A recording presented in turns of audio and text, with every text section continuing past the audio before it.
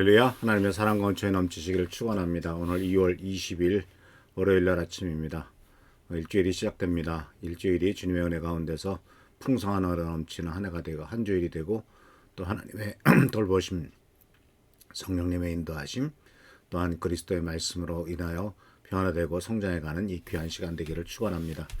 오늘 말씀은 지난주에 이어서 사도 바울과 또한 예수 그리스도께서 보여주었던 삶의 모범, 또한 신앙으로서의 성공적인 삶의 모습을 같이 한번 생각해 보려고 합니다. 이 세상에서는 세상의 기준에 의해서 성공한 사람들이 많죠. 돈을 많이 번 사람, 소위 재벌들이라는 사람은 경제적으로도 엄청나게 성공한 사람들이고요. 또 정치적으로도 국회의원이 되거나 또는 장관이 되거나 또는 심지어 대통령이 돼가지고 소위 성공했다라고 이렇게 평가를 받는 사람들도 있습니다. 그러나 그런 사람들의 모습들을 보면은 정직하고 깨끗하고 바른 모습들보다는 다 뭔가 어느 한 분야에 성공을 했지만은 그러나 이 정직한 사람이다, 참 훌륭한 사람이다라고 하는 평가를 받기는 어려운 것 같습니다. 안타깝게도 우리나라의 대통령을 했던 사람들 모두가 다 그 끝이 그렇게 좋지 않았던 것을 우리들은 기억하고 감옥에 간 사람들이 대부분이고 또 말년을 회한으로 보낸 사람들도 많은 것을 볼 수가 있습니다. 이런 것들은 세상적인 성공에 대한 평가라고 볼 수가 있겠죠. 또 많은 국회의원들이 있었습니다만 다 잊어졌고, 그리고 또 많은 재벌들도 있습니다만 그들 중에 정말 감옥 안 갔다 온 사람은 거의 없을 정도로 여러 가지 탈세나 또는 자기 어떤 배임이나 여러 가지 많은 범죄로 인해서 감옥에 갔다 온 것을 보게 됩니다. 물론 그들은 많은 돈이 있고 권력이 있기 때문에 그런 것들을 지나가고 난다면 다시 또 자기가 갖고 있는 여러 가지를 누리면서 살아가겠죠. 그러나 사람들로부터 존중을 받고 존경을 받는 삶은 살지 못하고 있는 것을 우리는 다 알고 있지 않습니까? 그래서 우리는 여기에서 우리들이 보고 있는 정말 이 사람은 바람직한 삶을 살았다, 성공적인 삶을 살았다라고 하는 삶의 기준은 세상적인 판단에 또는 세상적인 가치관에 의해서 판단할 것이 아니라 신앙적인 가치관과 하나님 나라의 가치관에 따라서 판단해야 될 필요가 있다는 사실을 발견하게 됩니다. 사실 세상적인 가치관에 의해서 본다면은 사도 바울의 삶은 그렇게 성공적인 삶, 복된 삶이라고 볼 수가 없겠죠. 안정적인 삶을 살지도 못했고 결혼하지도 못했고 또 어떤 사회적인 지위도 없었고 돈도 벌지 못했고, 그러나 그는 자기 자신의 삶에 대해서 굉장히 긍정적으로 이야기를 하고 있죠. 그리고 자기 자신을 또 본받으라고까지 이렇게 얘기를 하고 있는 것을 볼 때 사도 바울의 삶이야말로 사실은 우리가 따라가야 될 신앙적인 기준에서 어떤 면에서는 모범적이고 또한 성공적인 삶이 아닐까 이렇게 생각을 합니다. 오늘 말씀은 어제 이어서 같은 본문입니다. 말씀이 이렇게 되어 있습니다. 나는 이미 얻었거나 이미 온전해진 것이 아닙니다. 나는 그것을 붙잡으려고 쫓아갑니다. 이는 나도 그리스도 예수께 붙잡혔기 때문입니다. 형제들이여, 나는 그것을 붙잡았다고 생각하지 않습니다. 그러나 이 한 가지만은 말할 수 있는데 곧 뒤에 있는 것은 잊어버리고 앞에 있는 것을 붙잡으려고 그리스도 예수 안에서 하나님께서 위에서 부르신 그 부르심의 상을 위해 표대를 향해 쫓아갑니다. 그러므로 온전한 사람들은 이렇게 생각하십시오. 여러분이 혹시 무슨 다른 것을 생각한다면 이것 또한 하나님께서 여러분에게 나타내시리라는 것입니다. 우리가 어디까지 이뤘든지 그대로 그 길을 쫓아갑시다. 사도 바울은 오늘 본문 말씀을 통해서 어디까지 이르렀든지 또는 우리가 다른 생각을 한다면 이렇게 다양한 모습들을 열어놓으면서 꼭 자기를 본받으라고 하고 또 자기의 가는 길을 그대로 따라오라고 얘기는 하고 있지는 않습니다. 그러나 바울이 보여주었던 모범적인 삶, 즉 현재보다도 미래를 생각하고 하나님께서 미래에 자기를 부르심의 상을 생각하면서 살아갔던 모습은 우리들이 따라가야 될 모범이 아닌가 생각합니다. 근데 사도 바울은 사도 바울에게 주어진 인생의 길이 있었죠. 또 그 당시에 하나님께서 그를 부르신 부르심의 뜻이 있었다는 것입니다.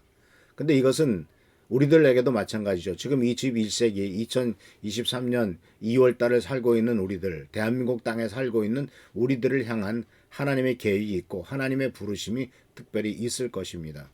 그래서 우리들은 이런 부분에 대해서는 스스로 자기 자신에 대해서 생각을 해봐야죠. 우리 각자 앞에 놓여 있는 하나님께서 계획하셨던 미래는 무엇인가? 또 궁극적으로 우리의 미래는 우리들의 자녀들의 미래는 어떠해야 되는가, 우리 나라의 미래는 어때야 되는가 하고 이런 것들을 우리가 생각해 볼 필요가 있습니다.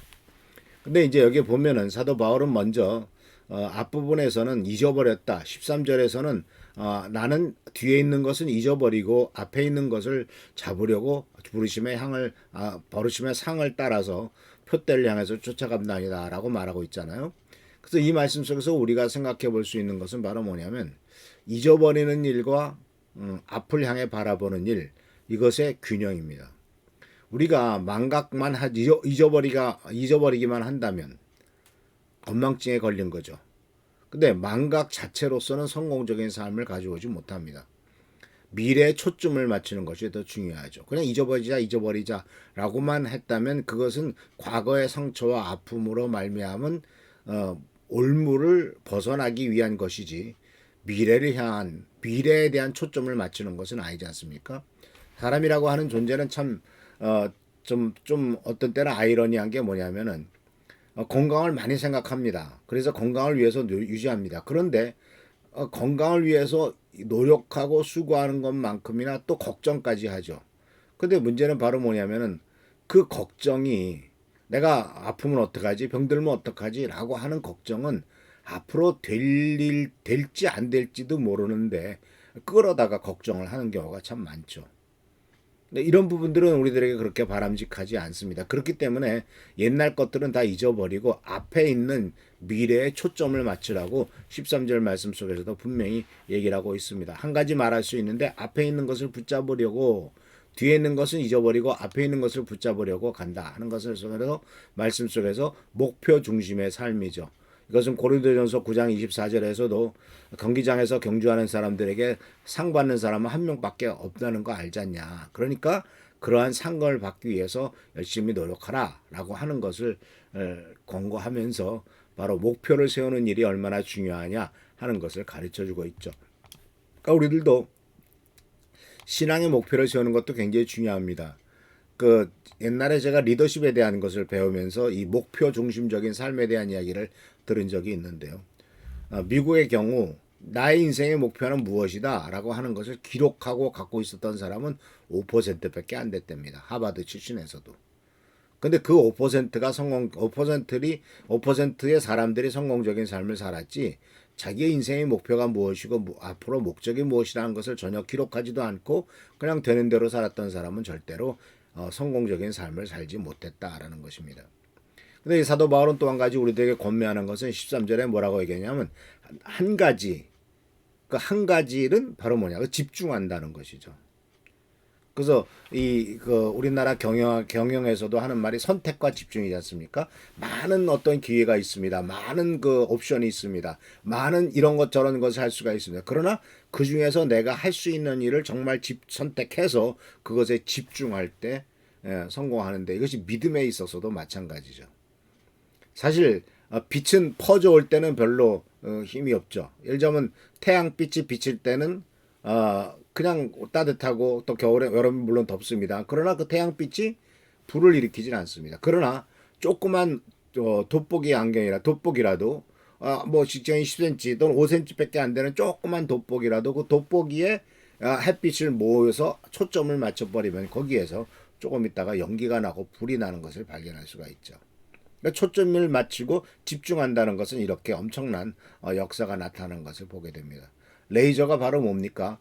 레이저라고 하는 것은 많은 빛을 한 군데로 모아서 한 줄기로 만드는 겁니다. 그러니까 강력한 에너지가 있는 것이죠. 빛을 하나로 묶여진 빛의 줄기가 레이저 빔이거든요. 이것은 심지어 강력하게 되면은 파괴력이 강한 무기까지도 되지 않습니까? 이런 것들이 바로 우리들이 여러 가지 흩어진 힘을 쓰는 것이 아니라 하나로 묶어서 우리들이 초점을 맞춰서 하라라고 말씀하고 있죠. 우리가 살고 있는 시대는 안타깝게도 너무나 우리의 생각을 분산시키는 일들이 많습니다. 너무나 많은 다양한 가치관을 인정합니다. 이것이 이제 포스트 모더니즘, 탈현대화 사회의 특징이기도 합니다만은 그런 것들을 다 인정하죠. 인정하다 보니까 진짜 중요하고 진짜 가치 있는 것, 정말 초점을 맞춰야 될 것을 잊어버리는 경우가 너무나 많습니다.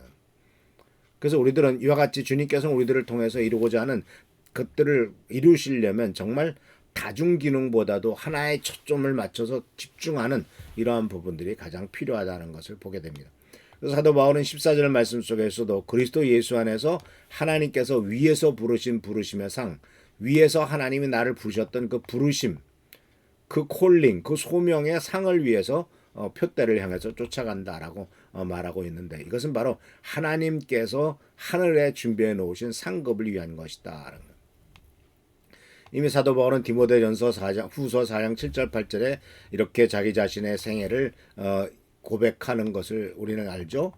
나는 선한 싸움을 다 싸우고 달려갈 길을 마치고 믿음을 지켰습니다. 이제는 나를 위하여 의의 면류관이 예비되어 있으므로 의로운 재판장이신 주님께서 그날에 그것을 나에게 주실 것이며 나에게만이 아니라 주님께서 나타나시기를 사모하는 모든 사람에게도 주실 것입니다. 이같이 주님께서는 사도 바울을 통해서 우리들에게 주시는 이러한 놀라운 권면은 이미 그는 선한 싸움과 달려갈 길을 마쳤다. 믿음을 지켰다. 나에게는 면류관이 준비되어 있다라고 하는 아주 강한 확신과 믿음의 모습들을 발견할 수 있습니다. 그래서 오늘 말씀은 우리가 정말 성공적인 삶, 이 정말 신앙적으로 하나님의 축복 가운데서 이루는 사람들은 모두가 다 미래를 향한 삶이고 끊임없이 앞에 놓인 상급을 받으려고 쫓아가는 삶이었다라는 사실을 꼭 기억하시기를 바랍니다. 세상에서의 상급을 추구하는 것이 아니라 하늘나라에서의 상급을 추구하고 이 상급이 우리들의 삶의 진정한 축복과 은혜를 가져다준다는 사실을 기억하면서 앞을 향해 나가는 우리 귀한 미랄교회 성도님들 되시기를 축원합니다. 기도하겠습니다. 오늘도 주께서 함께 하시는 은혜를 감사드립니다. 이제 새로운 또 한 주간이 시작됩니다. 주님 간절히 간구하고 나오니 우리 사랑하는 성도님들의 삶 속에 진정한 하나님의 놀라운 기름 부으심과 축복과 능력과 은총과 은혜가 넘치도록 인도하여 주옵소서. 하나님의 돌보심을 간구하오니 주여 보살펴 주시고 진실하고 겸손한 마음으로 주님을 따라가며 주께 영광 돌리는 삶이 되도록 인도하여 주옵소서. 오늘도 함께 하시고 지켜보살펴 주시기를 바라옵고 예수 그리스도의 이름으로 축복하며 간절히 기도하옵나이다. 아멘. 교회와 나라 민족을 위해서 또 우리 교회 성도님들을 위해서 또 최순기 장로님 또 하는 전선생을 위해서 계속 기도하고 하나님의 돌보심을 인도하심을 추구하는 우리 귀한 성도들 되시길 축원합니다. 할렐루야 축복합니다.